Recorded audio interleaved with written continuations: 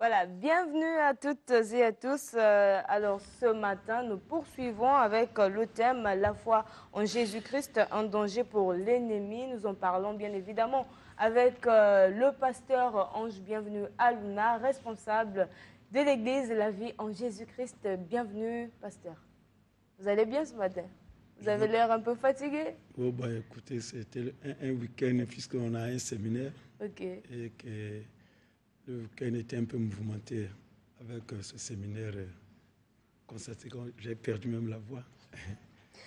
Merci, c'est un réel plaisir pour nous de vous recevoir ce matin. Merci. Et donc, nous poursuivons nos échanges que nous avons débutés le dimanche passé. Et vous disiez que la foi fait peur à l'ennemi. Elle sert de bouclier pour le combat spirituel. Ce matin, vous voulez mettre un accent particulier sur les différents types de foi. Qu'en est-il concrètement? Bon, j'aimerais d'abord, par rapport à ce que vous venez de dire, il ne s'agit pas de n'importe quelle foi, mais la foi en Jésus-Christ. Parce que comme je l'avais dit, il y a beaucoup d'autres personnes qui ont la foi en leur fétiche et leur protection traditionnelle, mais c'est la foi en Jésus-Christ qui est un danger pour l'ennemi. Alors, maintenant, à titre de rappel, nous avons défini la foi comme étant une attitude à l'égard de Dieu, comme un sentiment d'espérance et d'assurance envers Dieu. Alors, j'aimerais énumérer, Madame la journaliste, ceci.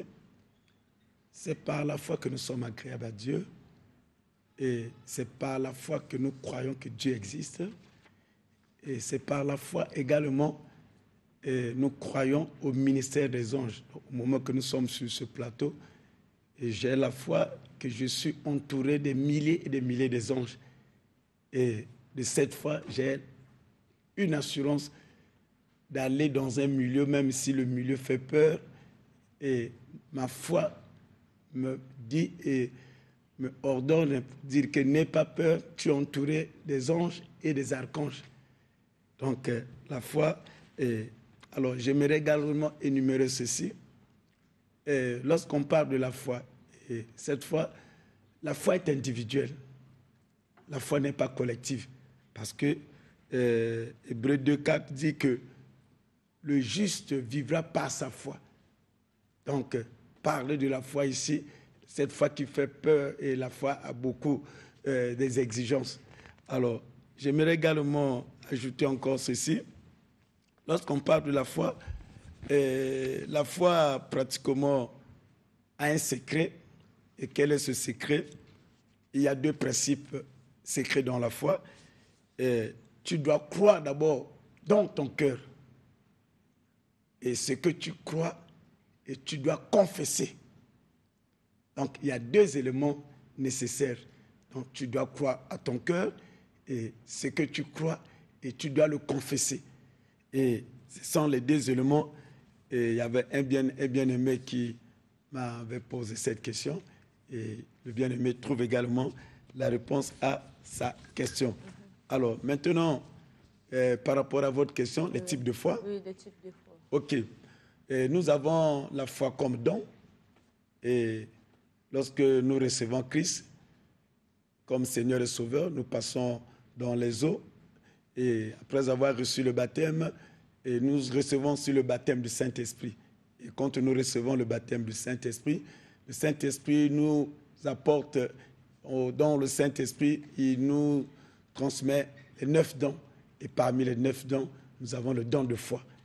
Alors, nous avons également, quand quelqu'un reçoit Christ, parce que Dieu fait grâce à qui il veut, lorsque vous n'avez pas le don de foi, le fait de venir à Christ, et il y a une particularité de foi que vous avez.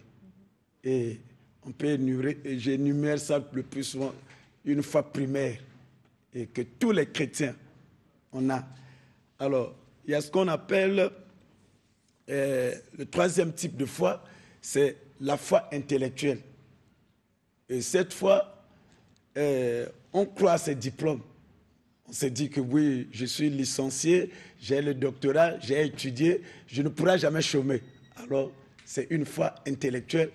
Et quand on parle de la foi intellectuelle, c'est une foi où on raisonne. Je suis issu d'une famille aisée, qu'il pleut, qu'il neige, je vais réussir. Alors que la personne à qui vous avez la foi, ça peut être votre oncle, il est colonel, il est général, mais Dieu peut retirer son âme le lendemain et vous comprenez que vos calculs sont multipliés par 0. Et la véritable foi, c'est cette foi en Christ. Alors, nous avons ce qu'on appelle la foi de feu de paille. Quand on parle de la foi de feu de paille, cette foi, c'est une foi qui est, je dirais, vous députez, vous allez, mais lorsque une situation s'empire et vous perdez votre foi. On nous voit beaucoup de gens commencer bien. Et c'est le mariage. Mais on oublie que, par exemple, dans le mariage égale au problème, des situations, des épines. Alors, lorsque ça capote dans le mariage, alors tu vois quelqu'un dire non, je préfère quitter ce foyer. On comprend qu'on a débuté, on avait une foi, mais c'était une foi de paille. Une foi qui n'arrive pas à résister devant des épreuves. Et dès qu'il y a une petite montagne qui s'élève, alors c'est le bateau qui cherche à se chavirer.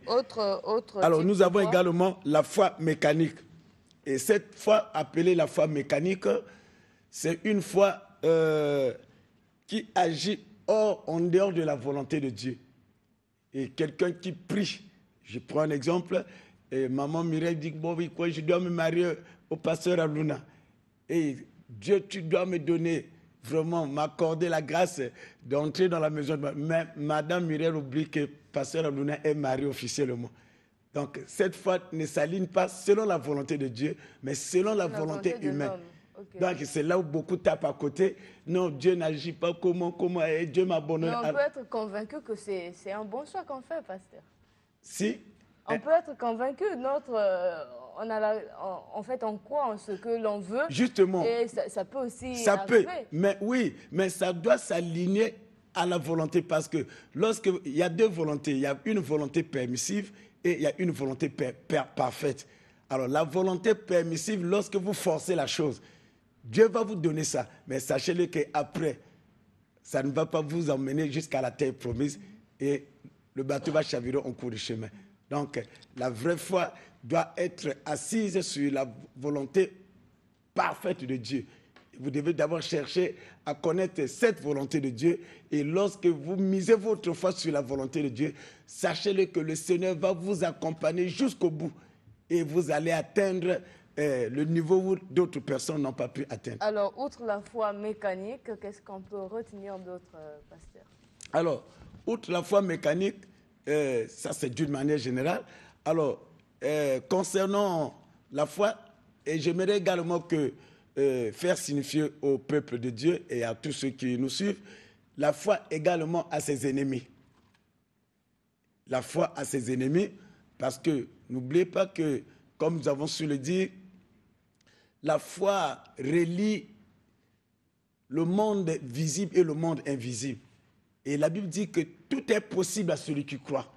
Mais la foi a des ennemis.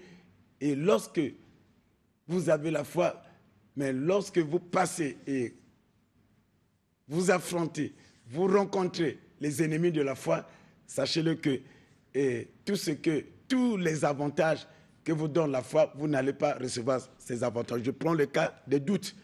Selon le Philippiens 4, 6, alors, on prend l'exemple, par exemple, de Pierre. Pierre qui était dans la barque, il voit Jésus-Christ en train de venir. Et il ordonne, il dit, Seigneur, si c'est toi, ordonne que je marche comme toi. Il a exercé sa foi et Jésus lui a dit, viens. Et dès que Pierre a commencé à marcher et il a vu les vagues s'élever, il a douté, il a commencé à s'enfoncer. Donc le doute est l'ennemi numéro 1 de la foi. Lorsqu'on est un homme de foi, il faut éviter de douter. Et le deuxième élément, c'est avoir une bonne motivation. Parce que derrière la foi, Dieu qui sonde les cœurs, Dieu voit votre motivation. Est-ce que derrière votre foi, vous avez une bonne motivation? Jacques 4, 3 nous dit que vous priez et vous ne recevez pas parce que vous priez mal, et vous priez dans l'intention de satisfaire vos passions, vos besoins. Donc, nous devons avoir une bonne motivation derrière notre foi. Il y a tant de choses à dire, pasteur. J'ai donc retenu, vous avez parlé de la foi intellectuelle, la foi de feu de paille, la foi mécanique. Et pour ce qui est des armes, ce qui concerne les armes, les agents destructifs de la foi, vous avez déjà parlé du doute. Mais ce matin, nous voulons quand même que vous passiez un message à ceux qui nous suivent. Comment faire pour consolider, sinon maintenir la foi en Jésus-Christ? Alors, pour maintenir la foi en Jésus-Christ, d'abord, au commencement, lorsque nous avons débuté, nous avons dit qu'il y a une foi. La foi, c'est un don que nous recevons de Dieu. Alors, pour maintenir cette foi, il faut maintenir sa connexion, sa relation personnelle avec le Seigneur Jésus-Christ. Et de deux, nous devons prendre tout le temps de lire la parole de Dieu. C'est un élément très capital. Et trois, nous devons être, en maintenant notre relation avec le Seigneur, c'est-à-dire, ça nous conduit à être un homme de prière. Donc, nous devons maintenir le cap de prier à tout moment. Et ne pas s'éloigner de la vie de prière. Parce qu'au fur et à mesure que nous nous attachons à Dieu à travers la prière, maintenant, si nous pouvons passer dans des épreuves, et ces épreuves vont nous enseigner beaucoup de choses. Et à cause de ces épreuves, et ayant l'Esprit de Dieu en nous, et peu importe les secousses, alors rien ne pourra nous faire tomber et nous ne pourrons jamais faillir le long de notre parcours. Alors, pour maintenir la foi également, et nous devons avoir une communion parfaite avec le Seigneur. Et pour maintenir cette communion, et toi qui me suis, au lieu de demeurer chez soi, à la maison, toi qui me suis, tu te dis que j'en ai assez marre avec les églises.